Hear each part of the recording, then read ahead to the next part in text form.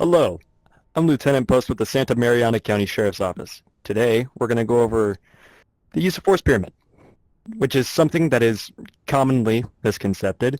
However, here, I'm going to show you how to go about it.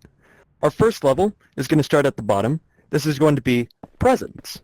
So simply being in an area where, it could be a high crime area, if you are just sitting there doing nothing, that could already be deterring crime, which you never know.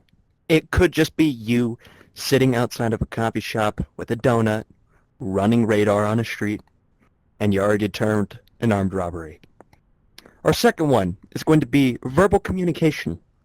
So, if you see someone that is objectively committing a crime, you would talk to them. Hey, stop that. That's not cool. We don't like you committing crimes. What are you doing? Simple verbal communication can be justified as a use of force. Then, God forbid, people don't listen to you either with your presence or your communication. There's physical control. However, we separate this into two different areas. We separate it by one, we'll talk about soft physical control.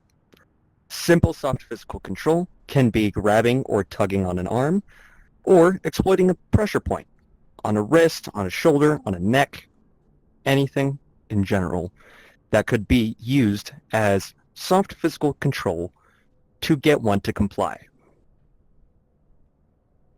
However, people sometimes aren't smart, and then we have to escalate to hard physical control.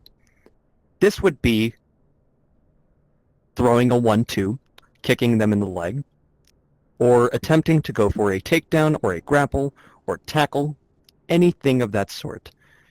It could be anything as much as a closed fist, to a headbutt, to a tackle. Whatever it may be, that could get classified as hard physical control. Then we get into our really abysmal areas, and most times a lot of people are seen using this. Alternative means of firearms or less than lethal force. This would be your taser, your ASP, your beanbag, or even just pepper spray. Depending on how you deploy it, depending on how you use it, it could be justified as lethal force. However, it is only meant to be less than lethal. Sometimes people can deploy it and it gets justified as lethal use of force.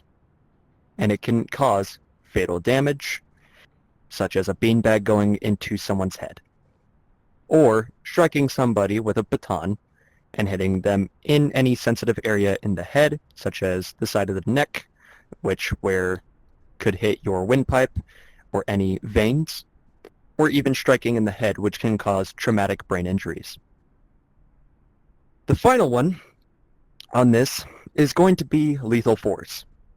This would be utilizing your firearms, shotgun, rifle, pistol, whatever it may be. This would be having to subdue a threat with lethal force.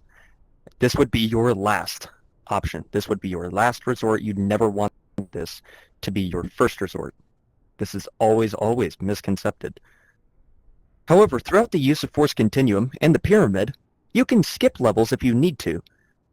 Should there be a situation like there's an armed robbery and you're pulling up on scene, and there are multiple robbers that are actively volatile, they're non-compliant, they're not listening, and they're hostile. By that means, you can always jump from presence to less than lethal, or even from presence to lethal. However, we want to de-escalate any matter that we possibly can, in which is a training that is found in our tactical teams, which is crisis intervention. Typically, if we're up at hard physical control, we want to try and de-escalate from that and go down. We want to try and at least go down to soft physical control. Going down by one off of this list here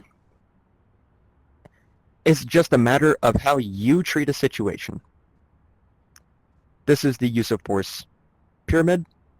Hope the video helps. If you have any questions, contact a supervisor. They can help you.